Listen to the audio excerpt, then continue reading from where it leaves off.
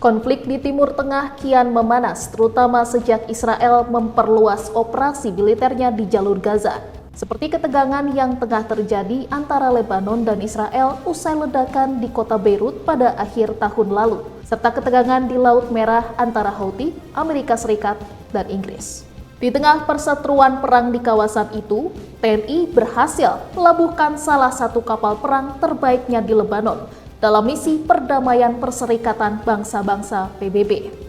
KRI Diponegoro 365 membawa ratusan pasukan perdamaian yang tergabung dalam United Nations Interim in Lebanon atau UNIFIL.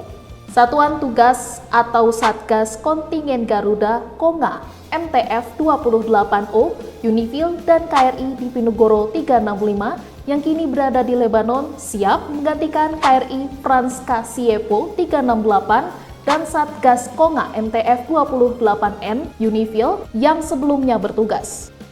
Lantas, mengapa TNI memilih KRI Diponegoro 365 sebagai armada perang penjaga kawasan perairan di Lebanon? Bersama saya, Sherina Ramadhani, di Brigade. Mari kita bahas bersama di episode kali ini.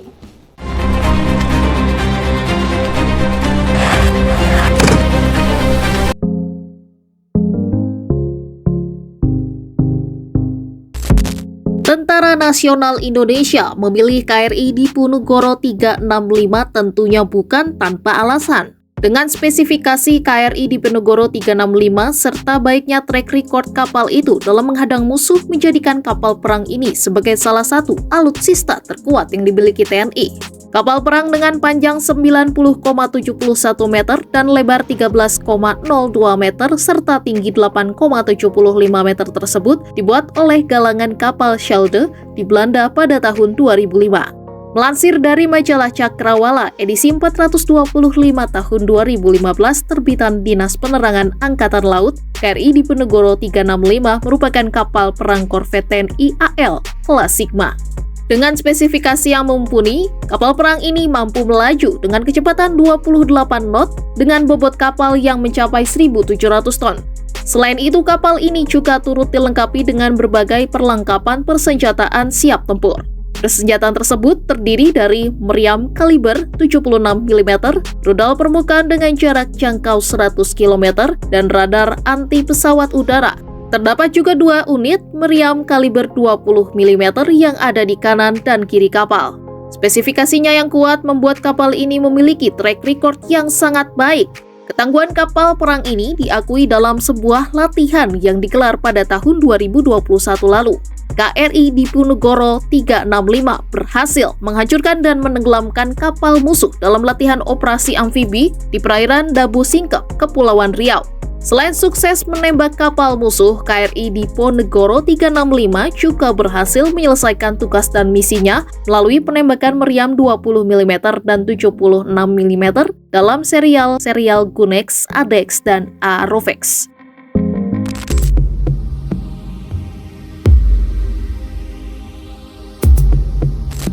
Dengan performa kapal yang baik, KRI Diponegoro 365 juga menyabet gelar KRI Teladan. Pada tahun 2020 lalu, KRI Diponegoro 365 mendapat predikat sebagai KRI Teladan di jajaran TNI AL. Dalam penentuan penilaian terpilihnya, kapal perang terbaik meliputi 3 aspek, yakni aspek operasi, aspek material, dan aspek personel.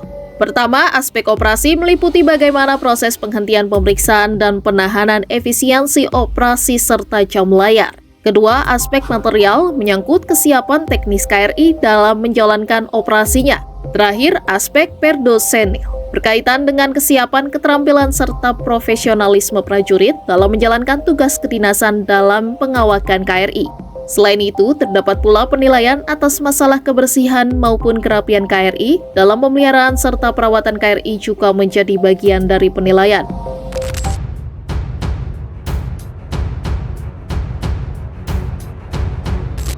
KRI Diponegoro 365 beserta Satgas KONGA MTF 28O United Nations Interim Force in Lebanon diberangkatkan untuk merespon perkembangan situasi memanasnya Lebanon di sekitar perairan Aden, Bab el Mandeb, dan Laut Merah.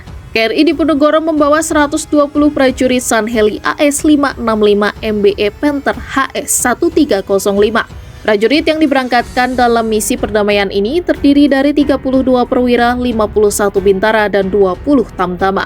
KRI Diponegoro 365 tiba di etape terakhir dan telah berlabuh di Beirut, Lebanon, Minggu 7 Januari 2024. Serah terima mandat atau handover takeover HOTO itu digelar di Pelabuhan Beirut, Lebanon pada Selasa 9 Januari 2024 waktu setempat.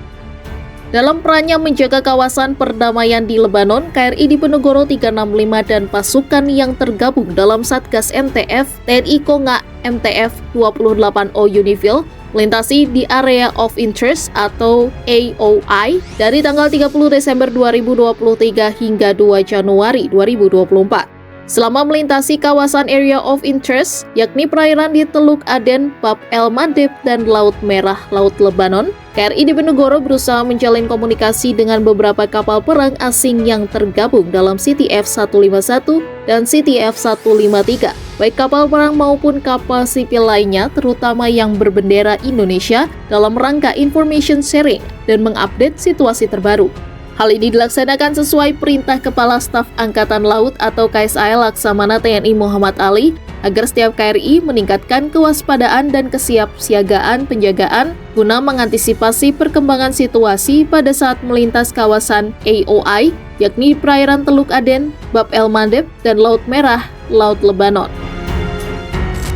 Kecanggihan serta kuatnya KRI Diponegoro 365 menjadikan salah satu alutsista terbaik TNI ini dipercaya untuk mengemban misi perdamaian di lautan Lebanon, terutama di saat kawasan ini tengah memanas akibat ketegangan antara Israel dan Lebanon. Melalui misi perdamaian ini, KRI terbaik Indonesia tersebut diharapkan dapat tampil maksimal dengan kesiapsiagaannya guna mengantisipasi situasi di perairan Lebanon. Tentunya kita semua berharap gejolak-gejolak perang yang terjadi saat ini bisa segera usai, sehingga perdamaian dunia bisa tetap tercipta. Saya Sherina Ramadhani, sampai jumpa di Brigade di episode selanjutnya.